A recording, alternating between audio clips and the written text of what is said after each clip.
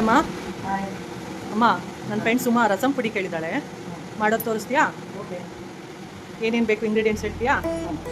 ಇದಕ್ಕೆ 3 ಧನಿಯಾ, ಮತ್ತು ಅದರಲ್ಲಿ ಹಾಫು ಜೀರಿಗೆ, ಅದರಲ್ಲಿ ಹಾಫು ಮೆಣಸು, ಮತ್ತು ಸ್ವಲ್ಪ ಕರಿಬೇವಿನ ಸೊಪ್ಪು, 1 ಸ್ಪೂನ್ ಮೆಂತ್ಯ, ಅರ್ಧ ಸ್ಪೂನ್ ಹಿಂಗು, 1 ಸ್ಪೂನ್ ಸಾಸಿವೆ, ಮತ್ತು ಇದು ಸ್ಪೂನು ಅರಿಶಿನ, 4 ಬೇಳೆ ಮೆಣಸಿನ್ಕಾಯಿ. ಇಷ್ಟು ನಾನು ತೊಗೊಂಡಿದ್ದೀನಿ.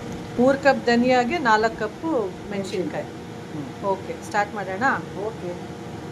ವಾಸನೆ ಬರೋವರೆಗೂ ಕುಡಿಯಬೇಕು. ಇದಕ್ಕೂ ಎಣ್ಣೆ ಹಾಕೋಷ್ಟಿಲ್ಲ, ಬರೀ ಯಾವಾಗಲೂ ಅಷ್ಟೇ ಮೆಣಸಿನ್ಕಾಯಿಗೆ ಮಾತ್ರ ಎಣ್ಣೆ ಹಾಕಬೇಕಾಗುತ್ತೆ. ಇದಕ್ಕೆಲ್ಲ ಬೇಡ.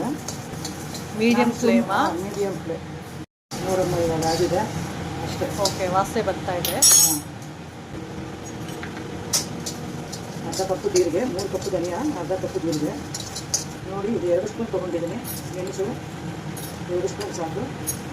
5 ಸ್ಮೆಲ್ ಬರುತ್ತೆ. ಸ್ಮೆಲ್ ಬರೋವರೆಗೂ ಮೆಂತ್ಯ ಕಡಿಮೆ ಹಾಕ್ಕೋಬೇಕು, ಯಾವತ್ತಿಲ್ಲ ಅಂದರೆ ಬಂಕೆ ಬಂದುಬಿಡುತ್ತೆ. ಇದು 1 ಸ್ಪೂನ್ ಸಾಕು.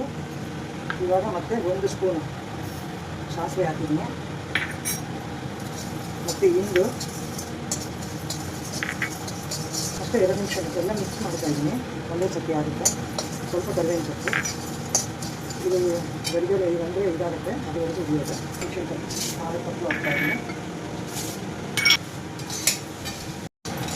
ನೋಡಿ, ನೀಟಾಗಿ ಆಗಿದೆ. ಗಮ್ಮಂತ ಇದೆ. ಇದನ್ನು ಇದರೊಳಗೆ ಇದೊಂದು ಸತಿ ಮಿಕ್ಸ್ ಮಾಡ್ಕೊಂಡ್ರಿ. ಮತ್ತೆ ಹುರಿಬೇಕಾ? ಇದು ಅಷ್ಟೇ, ಮಿಕ್ಸ್ ಮಾಡೋದಷ್ಟೇ.